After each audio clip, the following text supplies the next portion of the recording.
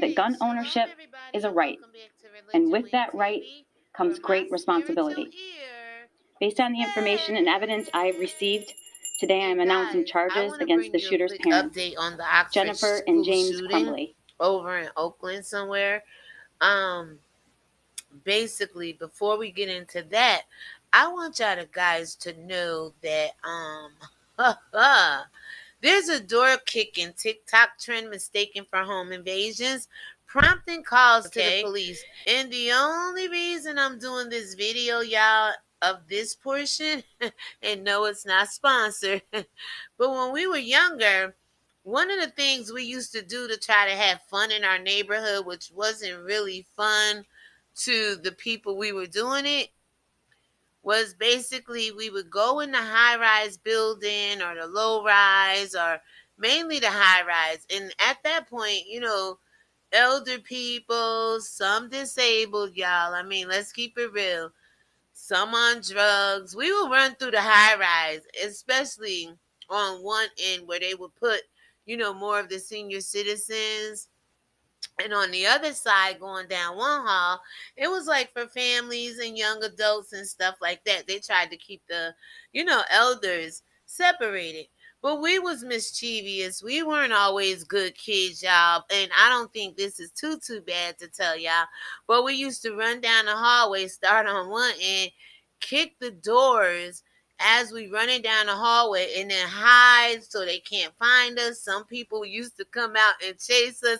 They knew it was us by the end of the day and at the end of all of it. And it didn't really end for some people because we used to just like knocking on their door running.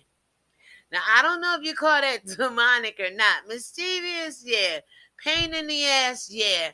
A problemsome child, absolutely. And I think some people got a kick out of it. Some people got mad. Like I said, some people would chase us through the halls to the elevators. And it was just a bunch of us being rambunctious and just showing the elderly people a little love. Probably some attention they hadn't gotten all day until we came knocking and kicking on their door. Not in an aggressive way to scare them, just to get a rile out of them. You know what I'm saying? But these people, basically, when people think their home or their family is threatened, they're going to give an equal response. And I want to say most people, some people came out with their cane. Some people came out probably with their gun and couldn't catch up with us. You know, I'm just saying.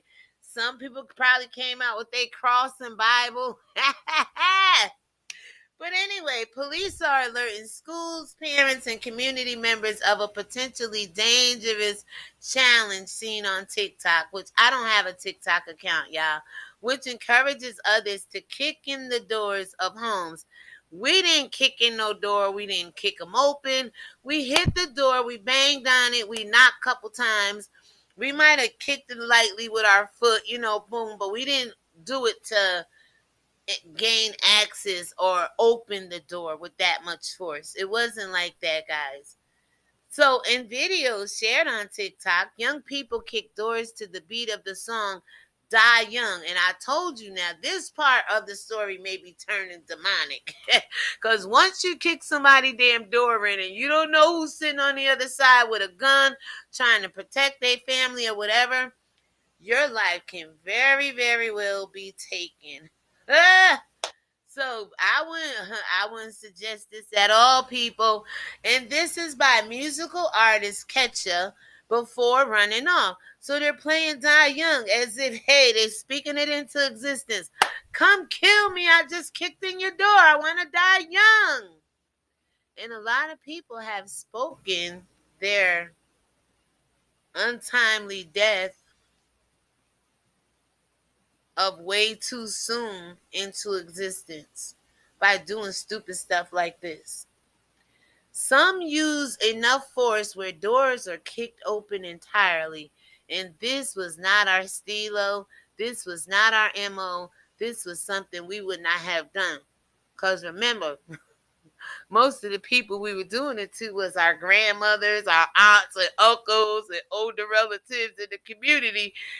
But if they couldn't catch us in the act, they didn't really know it was us. But they knew it was us because we had a reputation of doing that, y'all. So when I tell you I've been out here in this world and I've done a little bit of everything, not just to the extent of where some other people go off on TikTok and want to open the doors entirely, not knowing what's on the other side of it. Did we know if we would get a whooping or get beat down by some of the people we were doing it to, or get hit with a cane or possibly shot at? We was hoping and praying we didn't, because it was all really in fun. But to some people, this ain't fun, y'all. So we got the Petaluma Police Department in Petaluma, California. Jennifer Preachard, she's saying danger is heightened when people are unfamiliar with TikTok trends and could interpret the prank as a real life or death situation. And we put some people in real life, not death situations, but compromising. They could have been in the house doing anything, cooking, sleeping, chilling, mating. I don't know. You know what I'm saying? But I know when you're sitting there watching your TV and your bones ache and you just sat down, you just had dinner, you put your feet up, got in a comfortable position, and all of a sudden, here come menace to society, running through the damn hallways, knocking and kicking on your door. Quote, and you don't know what ways they'll protect that could cause real harm, she said and told Fox News. Now this is Preacher. When people think their home and family is threatened, they're going to give an equal response to protect their property or their family or themselves. And I'm going to take it one step further and say even they damn doors and property in that aspect. Did we leave dents in the door? No, I don't really think so. And if so, the projects could go through and repair it. Now, I'm only joking on that part, y'all, but you know what I'm saying. TikTok has not yet responded to Fox News requests for comments. So in September, TikTok told Fox News it does not allow content that promotes or enables criminals' activities. Well, I'm not too sure about that, y'all. There's a lot of things on these platforms that could be criminal. It definitely is a sin, but remember they said keep state and state and church separate. So what's a sin in the church is labeled as a crime in the state, and it's all ungodly to God at the end of the day. Even us running through the halls, hitting people's doors, and having a little fun, or what we considered fun, being annoying to some people on that level, okay? Yeah, so TikTok has community guidelines. Statement was in reference to a 15-year-old Florida student who had been arrested for stealing school property as part of this devious licks challenge. Now, y'all, I did have people roll up in front of my house back in September, and I had about maybe 21 of them crates, okay? Because at my old house, I had the room where I couldn't have a shoe rack or afford to buy one of them big wall units yet. So I was asking the man at the store every time he got a milk crate, especially the black ones, if I can have them. And I built me a shoe tower and I cleaned them, I was going to spray paint them, but only I saw it, or family who came over. And actually, it wasn't really a bad idea, truthfully, if you have the floor space. So moving where I move now, of course, I told you guys I downsized, right? So I didn't have the floor space. And when I was unloading the shoes, because I used the crates for some of my shoes that's not in the box to carry over to the new apartment to make it easier, right? Instead of boxing them up, I just used the crates. And when I got here, I realized the crates wasn't fitting nowhere, and I had to kind of repurpose my furniture and use my bookshelves as a shoe stand. And it worked out perfect, guys. I can show you the crates when I had the shoes at the old place, and I definitely can show you the bookcase, how I was able to take a pair of shoes, the right one out, the left one in, and stack them on the shelf. And it really made my bedroom look amazing. So they were riding up to me saying, oh, at the time, y'all, the crate challenge was going on. They was in front of the house because, I put them out on garbage night. They was doing the crate challenge and stuff in front of my house, acting up, asking, can they have them? I said, I'll sell them to you $5 a crate. But I was joking. I left them out there and people did what they wanted to do.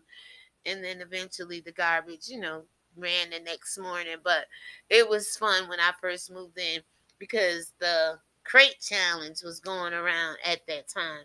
So in this case, the teen's arrest was made after police located video of the crime.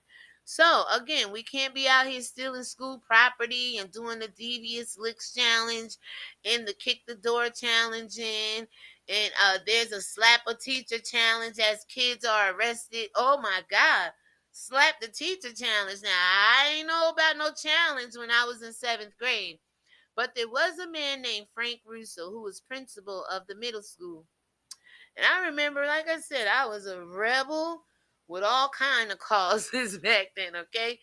And one thing I didn't like was teachers to walk up on you and grab you and tell you to go to school. Oh, now we have a problem. I don't know if there's a challenge for that, but adults, don't be running around here pulling on children and being disrespectful, even though you have authority in a sense. Putting your hands on some people may get you kicked down a flight of school stairs like it did Frank Russo when I was in 7th grade. I asked them nicely not to pull on me. I didn't have a problem going to the principal's office because that's where I spent most of my time, okay? Just ask me. I'm not your child. And then we know people in school put their hands on children and it don't always end up good. They running off with the teachers, end up having children and babies and all this stuff. Keep your hands off of me. I'm not your prized possession. I didn't know it at the time that I belonged to the Lord, but I knew who my mother was. and And I had got to a point where I stopped getting whoopings, and you gonna stop beating on me too, okay? So, Frederick Marion, a 19-year-old student at the University of Central Florida, said he saw the trend on TikTok about a month ago. He posted on his TikTok video joking about the challenge, but never personally saw it occur on his campus, he said. And again, and this is how you get this stuff perpetuating. We choosing to see what other people are doing, but is it good and is it of God? That's all you got to ask yourself nowadays, people. It is understandable someone can get in trouble for this trend if done over the top, Marion told Fox News via email. You're absolutely right. So, guys, I'm going to go ahead and wrap up with this one last quote, and then I will have the link down below because I want to get into the other story where the parents have been charged in the Oxford school shooting of Eric Crumbly. Okay, they have been charged. But first, in the TikTok story, the students, sometimes don't have the life experience to think about that. And we aren't putting them down for it. We are just trying to be preemptive, positive, and thoughtful in our message so everyone involved understands what's going on and are responsible for their safety, she explained. That preemptive is just simply preventive medicine. All right, so we're going to go ahead and end that one there. Let me know what you think about it down below. I will basically go ahead and have a link to the rest of this story. Now, let's move on to this one. Because in crime news, according to CBS, prosecutors charge parents in school shooting. So let's move on to the school shooting. This is an update, you all, because we have been talking about this in the last couple of videos. Prosecutor charges parents in school shooting.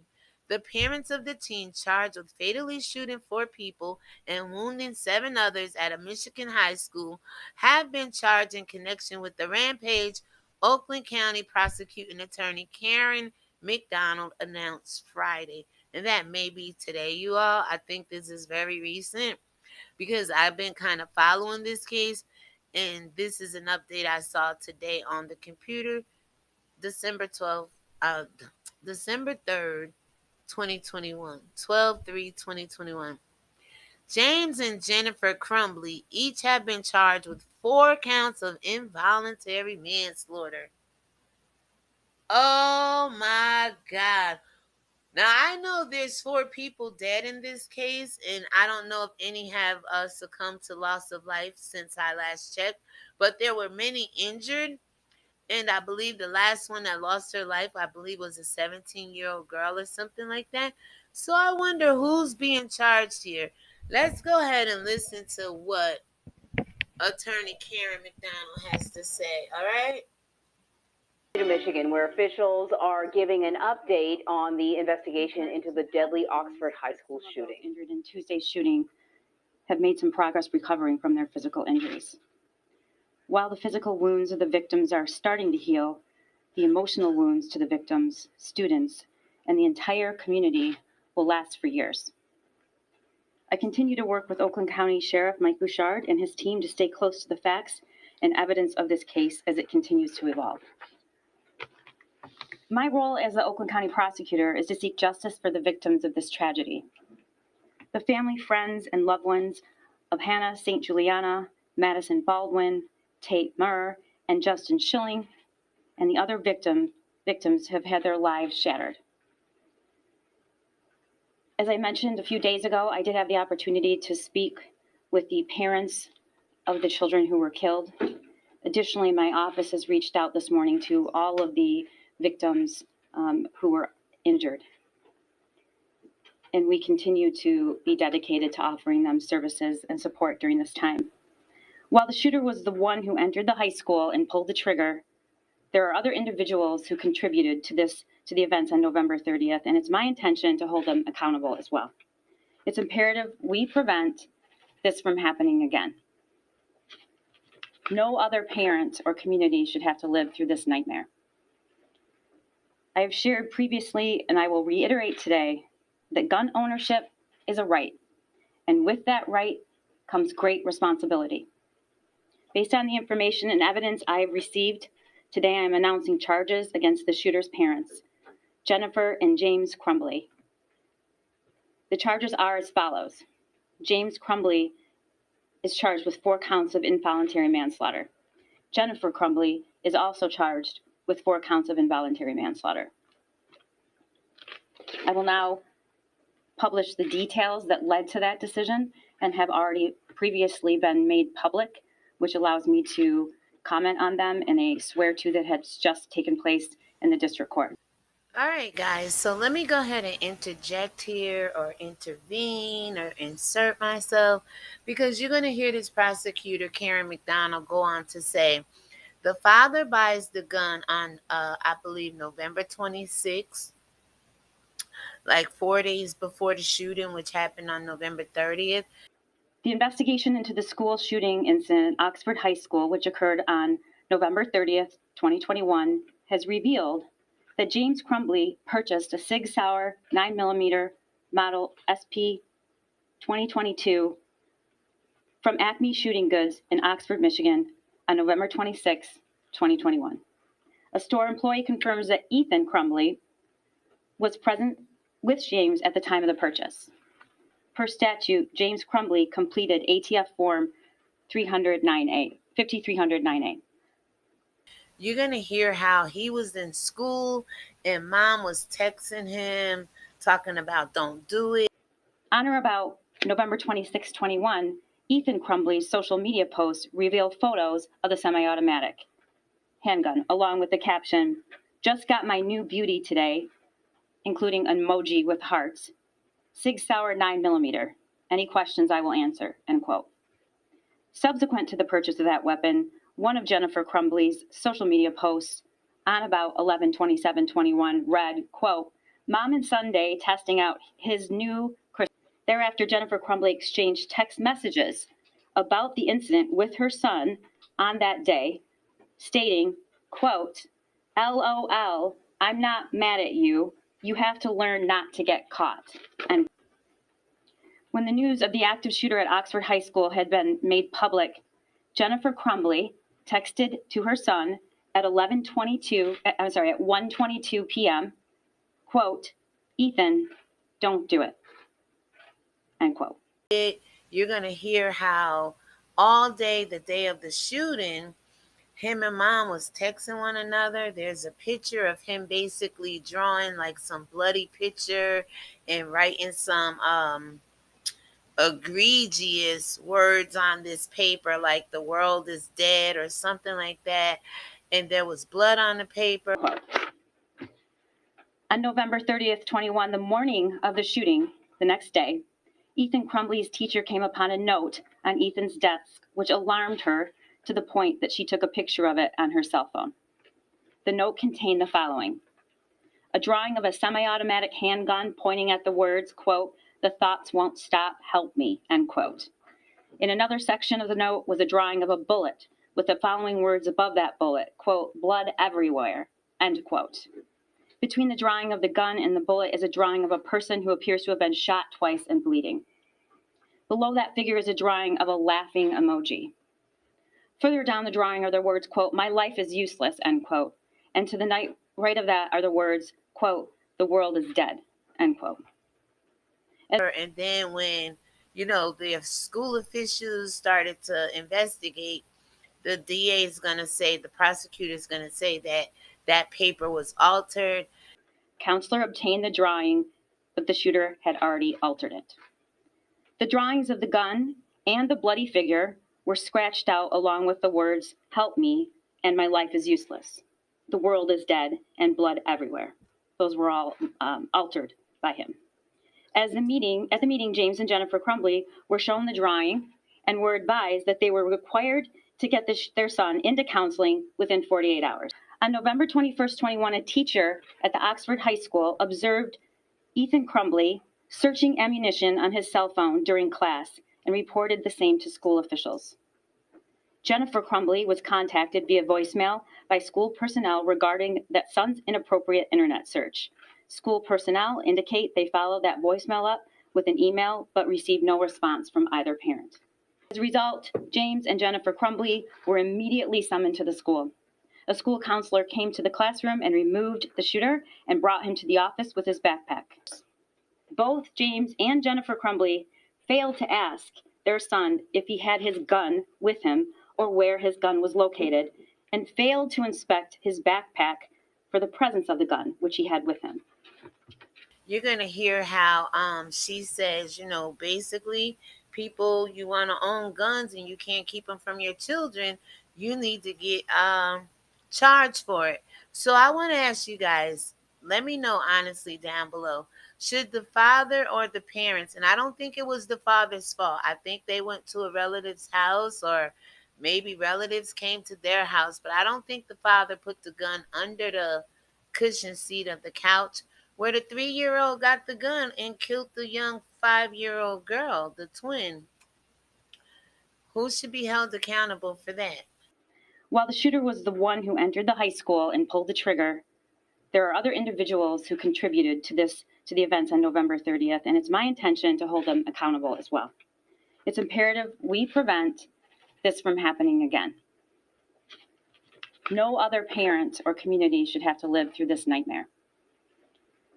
I have shared previously, and I will reiterate today, that gun ownership is a right, and with that right comes great responsibility. Just like the DA is saying here, now this young man, he's a little older than 3 and 5, middle school age, I believe, early high school, no more than 14, 15, I believe he's 15, if that. And the parents are being held accountable because they bought the gun, they didn't keep it out of his reach, they came to the school the day of the shooting, they was texting with the son, they didn't want to take the son home that day. James and Jennifer Crumbley resisted the idea of then leaving the school at that time, of their son leaving the school at that time. Instead, James and Jennifer Crumbley left the high school without their son. He was returned to the classroom. They allowed the son to stay in the school, knowing he had a gun on him or something like that. And so didn't the school officials at this point in time. Knew something was wrong, and nobody got that boy up out of that school, that young man up out of that school. So a lot of people are held accountable here. And you're going to go on and hear the DA say that the father called 911 and said, I think my missing gun is in school with my son. At 1:37 p.m., James Crumbley called 911, reporting that a gun was missing from his house, and he believed his son may be the shooter. Instead of him going to school and get the son, his ass sitting around calling 911 instead of calling the school and going to the school. So he should be charged with something. I don't know. Based upon the foregoing, the Oakland County Prosecutor's Office requested and received, authorized, we charged 4 counts of involuntary manslaughter as to James Crumbley and 4 counts of involuntary manslaughter as to Jennifer Crumbley. Child, involuntary manslaughter, because they could have helped prevented this for the most part. And I think it's 4 counts apiece because there was 4 people who passed away. So with that being said, go ahead and listen to the DA, and I may come back with a little commentary. If not, I'll insert this in between what they're saying. But you're definitely going to hear the reason why the DA says she want to do what she did and press charges is because further investigation revealed that the 6-hour 9mm handgun purchased by James Crumbley was stored unlocked in a drawer in James and Jennifer's bedroom. The gun recovered from the shooter at the school after the shooting was the same gun that was purchased by his father, James Crumbley, on November 26, 2021, in the presence of his son. Of all the events that led up to November 30th around 1:37 p.m. or so in school, oh boy, either suffer with mental health or demonic possession. Which one do you guys think?